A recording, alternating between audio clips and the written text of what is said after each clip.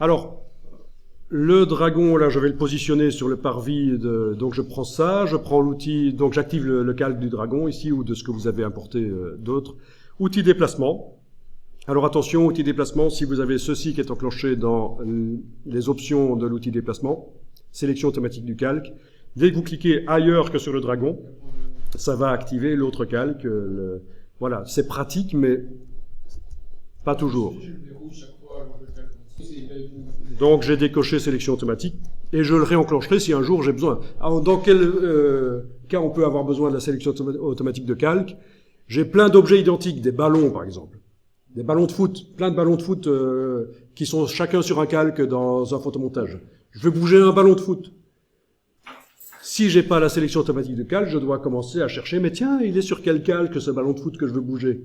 Tandis qu'avec la sélection automatique de calque, ce sera bien pratique. Mais dans ce cas-là, je le décoche parce que ici, je suis pas dans le cas de figure où j'ai plein d'objets identiques et voilà. Donc on active bien le calque du dragon là, on va le positionner.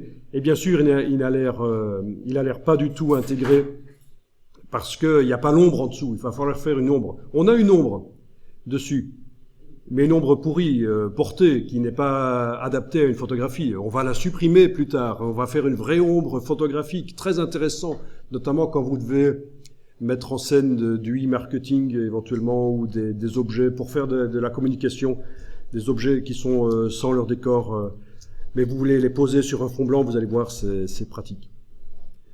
On peut enregistrer le document ici sous un nouveau nom, montage 02.